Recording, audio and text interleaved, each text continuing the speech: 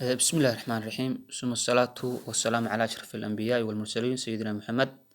ما بعد أولا الله سبحانه وتعالى بمهد سكاله مركن لباد أرديد الشرف تلاقي معلمين انتين بعد ما سنتهين ما أنت عشر كان وحنا نقوم دون عشر كيني كواد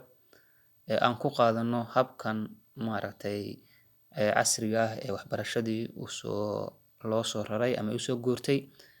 maadaama ay iska dhaceen dhibaatooyin dhanka caafimaadka ah iska dhaceen marka ardayda sharafta leh waxa weeyaan qaabkan aan maaragtay wax usoo diyaariyey waxa uu noqon doonaa ciwaanadii baan soo qaadan doonaa wixii sharaxaadan kitaabka ayaad ka daalacan doontaa darsigu wuxuu ka bilaabanayaa safxada 14aad ee kitaabkii ama risaalada duruq tadriis safxadiisa 14aad ayuu ka bilaaban doonaa cashirku cashir cusub maaha waa cashiradii ama hababkii inoo socday cashiradii hore aan kusoo qaadanay oo ah habka waxbarista ama waxyaalaha looga baahan yahay iyo qaababka uu sameynayo macalinku uu sameynayo cashirkeenina ku dambeeyay waxa uu ahaa mudariska ama macalinka quraanka habka uu adeegsanayo iyo tallaabooyinka waxa weeyaan looga baahan yahay inuu adeegsado inta uu hawshaas waxbarista quraanka uu ku guda jiro casharkeenan maantana waxa uu noqonayaa waa ciwaankan oo ah asaliibu wa duruqu nabiy sallallahu alayhi wasallam at-ta'liimiyya wadooyinka iyo qaababka iyo habka nabiga alayhi salatu wasalaam ay waxbaristiisu ay ahayd marka waxa weeyaan qodobada aan isdul taago waa ciwaanadii sharaxaaduna waxa weeye kitaabka ka fiirsan doonta haddaba min asaliibi nabiy sallallahu alayhi wasallam min asaliibi wa duruqi nabiy sallallahu alayhi wasallam nabiga hababkiisii waxbarineed iyo dariiqooyinku isticmaali jiray waxaa ka mid ah qodobka koowaad wuxuu yahay at-tadarruj min al-caam ila al-khaas macnaheedu waxa uu yahay shaygii oo si caam ah waxa weeyaan inta caam laga soo dejiyo khaas markaas loo soo dejiyo tusaalaha ayaad u fiirsanaysaan maadaama nabiga calayhi salaatu wasalaam uu yahay habka wax ku bari jiray inta badan amthilada ama tusaalayaasha kitaabku wuxuu soo qaadan doonaa axaadiis buu soo qaadan doonaa ama arrimo waqtigiisii waxa nabiga calayhi salaatu wasalaam dhacay marka at-tadarruj min al-caam ila al-khaas waa caam in laga soo dejiyo oo khaas loo soo dejiyo in caam laga soo bilaabo haye khaasna loo soo bilaabo si guud qofka in markaas waxa weeyaan loogala hadlo waxa kan maaragtay uu baranayo ujeedooyinkiisa iyo maqsadkiisa iyo ahdaaftiisa iyo meelaha u socdo si caam ah qofku inuu u yaqaano kadibna waxa weeyaan hoos loogu daadego oo marka qofkiisi hoose waxa weeyaan wax loo baro tusaalaha markaan u fiirsano والنبي عشر كأيام هذا مركا بلعبي والنبي الكريم نبينا ونكسن نبي ونكسن عليه الصلاة والسلام حريصي نبتقوليه كركيسة هاته قد اتبعوا راعي هذا الأسلوب هب كان أما الأسلوب كان عن هذا كهلينا أي راعي جري في جميع تعاليمه لما هباب كيسي وحبريسات النبي عليه الصلاة والسلام وحكو بريي هباب كان ayaa nabiga calayhi salaatu wasalaam u raaci jiray oo ah caam in laga keeno khaas markaas in loo soo rogo fahada hadaba kan huwa jundub bin abdullah wa saxaabiga radiyallahu anhu ilaahay ka raadiyay yaqul waxa uu yiri kunna waxanahay maca nabi sallallahu alayhi wasallam nabiga maciisa ayaan ahay wa nahnu fityan anagoo ah dhalinyaro ah ay qaara bina buluuqu u dhawaanay xilligii qaangaarnimada ama buluuqa أما مارتي مقدرنمada hadda ka tiraahid fata'allamna al-iimaana iimaanki baanu baranay haye qabla an nata'allama al-qur'aana quraanka intaanan baran ayaanu maartay iimaanki aanu baran dhaqankii wanaagsana iyo iimaaniyaadkii iyo maartay arimaha noocaas ayaanu baran thumma inta kanima ta'allamna al-qur'aana quraanki baanu baranay fastadna iimaanan iimaan baan noo siyaaday حديثك مركا أنو فيرسانو إيو عوانكا ماركتي سي عام إيو إيمانياتكي إيو ماركتي وحن لبارا إيو وحا أهدافتا لغا ليهي إيو مقصدكا لغا ليهي إيو ujeedooyinka ayaa marka hore loo sii tilmaamay la baray kadibna quraankii bay barteen oo kala hadlayay arrimaha maaragtay iimaanka.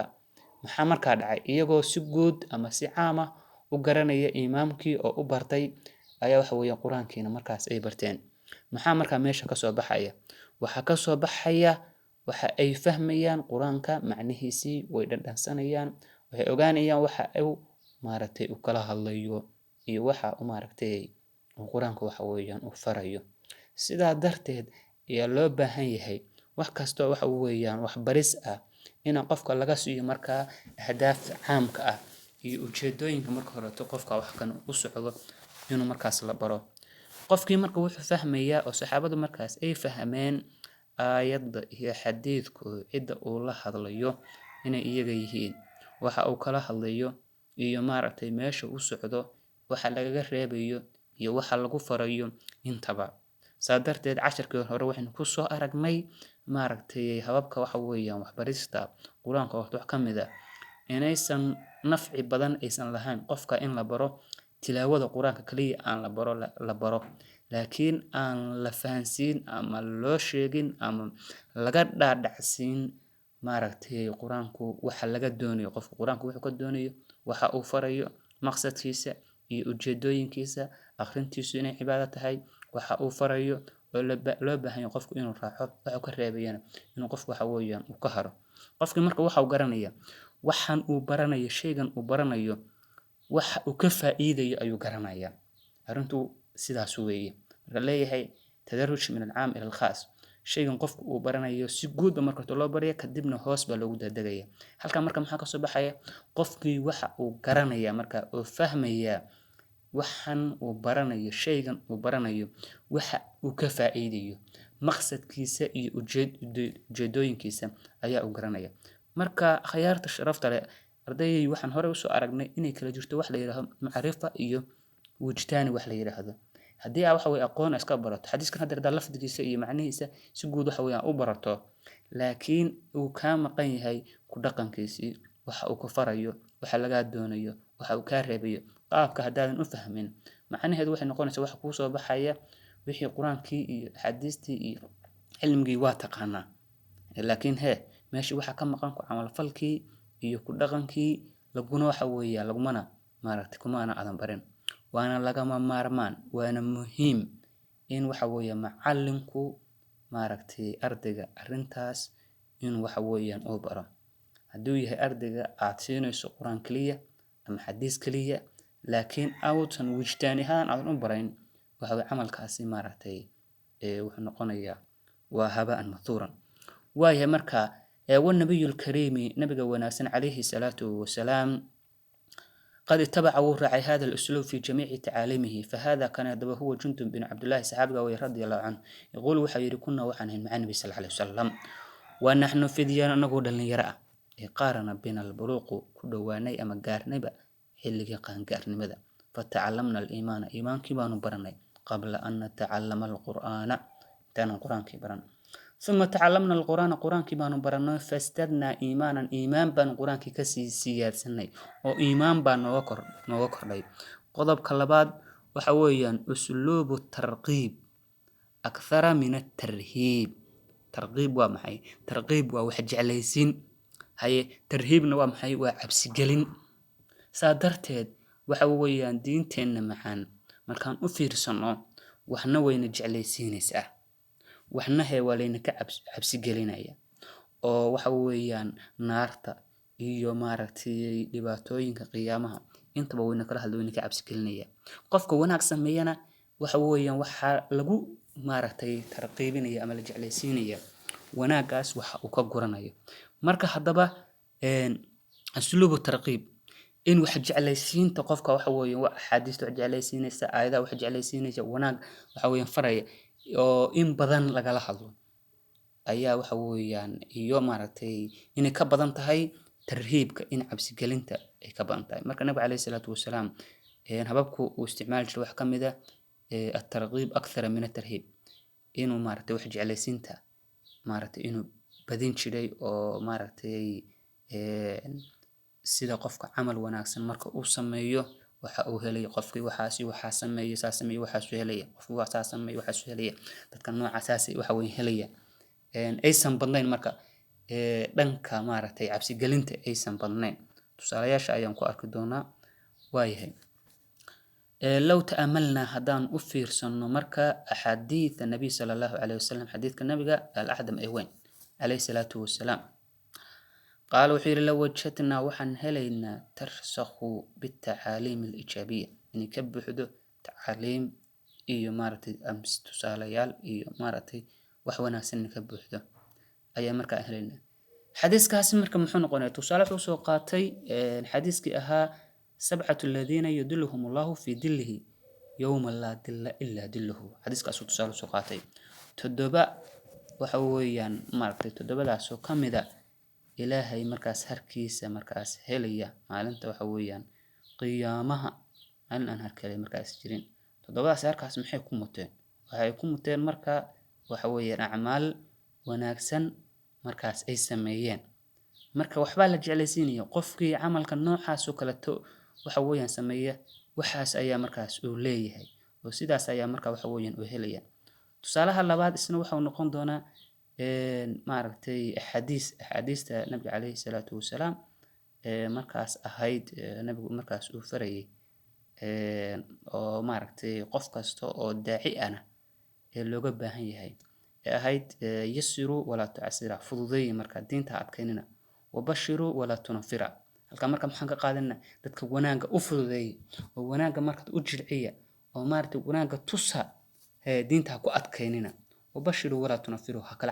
كلا عرسيننا قفكم مركا دلي يراهدو مارتي waxyaalihii tarhiibka bas galinta hadii markaas lagu baalkay suura gal waxa noqonaysa qofku inuu fakat inuu markaas uu sameeyo marka hababka la adeegsanayo maaragtay asluubka la adeegsanayo weeye in wax jeclaysiinta markaas waxa weeyaan la badiyo miisal hadaan u soo qaadano tusaalahan adiga macallin baad tahay fasal baad ku jirtaa ardada aad waxa weeyaan wax barayso in aad tiraado markasta waxyaala cabsi gelinaya ina u sheegto waxa ka fiican ina wax dhiiri gelinaya wax jeclaysiinaya ina waxa weeyaan u sheegto hadii kale waxa imanaya kala carar baa waxa weeyaan meesha ka soo baxaya tusaalaha saddexaad waxa weeyaan tadarruj fi a'maal wal macluumaat in loo kala hormariyo maaragtay acmaashu sida ay kala muhiimsan tahay tusaalahan ku arki doonaa acmaashu sida ay kala muhiimsan tahay in loo kala hormariyo qodobkaas waxa weeyaan kullu minna mid kasto inaga kama yadkir yatadakkaru wuxuusan yahay الرجل الذي كاسو طلب من النبي صلى الله عليه وسلم نبيك كدلبي أن يخبره إن ورم بأحب الأعمال إلى الله أعماش إله أكتسا لوجد كالقعيل بدنيه فقال له مركز وحا يري الصلاة نبي مركز وحا يري الصلاة سؤاشا مركز ويدي نبي وجوابي الصلاة على وقتها صلاة وقت كذا لتكذا أيا وفي عن ثم أنت كدبنا وحأوير مركز ثم أنت كدبنا بر الوالدين والدك الله سما فلا ثم جهاد في سبيل الله مرتي إلهي ترتيس أولو جهاد تمام مركز هلكم حكاغا موضة أعماشو سيدة أيها وكلا مهم سنتهي معلومات مركز سيدة وكلا مهم سنيهين هنا waxa weeyaan halkan waa tusaale macluumaadku inay sida u kala muhiimsan yihiin aad marka aad isticmaasho ayaa iyadana maxay tahay laga maarmaan ah sida wax u kala muhiimsan yihiin al-aham fal-aham qaabka noocaas korta inaad isticmaasho rawahu al-bukhari ayaa umriyo muslim وهنا halkan nolaaxid waxaan fiirsanayna oo mulaxadayna in rasuulka sallallahu alayhi wasallam rasuulku qad wadaca inuu dhigay awliyaatu amaama hada rajul ninka su'aasha weydiiyay inuu u dhigay sida ay acmaashu kala muhiimsan yihiin liyakuuna suu ahaado marka ihtimaamuhu athara ihtimaamkiisu mid say u kala muhiimsan yihiin inuu qaato oo uu maaragtay say u kala muhiimsan yihiin ay u raadayso arrintaas ay u saamayso isagana markaas uu qabto tusaalaha labaad waxaan ibn Abbas radiyallahu anhuma وحيري يقول وحاويري لما بعث النبي صلى الله عليه وسلم نبي مركز دراي معاذ بن جبل وي رضي الله عنه إلى اليمن إلى نحو أهل اليمن غير يمن وجنا قال وحيري إنك أدو تقدم وأتجي سأوهر من الساعة على قوم من أهل الكتاب dad oo waartay ahlul kitaab ah falyakun ha ahaado awalu maa tadcuuhum waxa ugu yeerayso oo ugu horeeya ilaa an yuwaxidu allaha tacaala inay shirki ka baxaan oo ilaahay kaliyeeyaan faidaa carafuu dalika arrinta hadday qiraan ay gartaan maxaa lagaa doonayaa fa akhbirhum uga waran ana allaha alle iftarada qad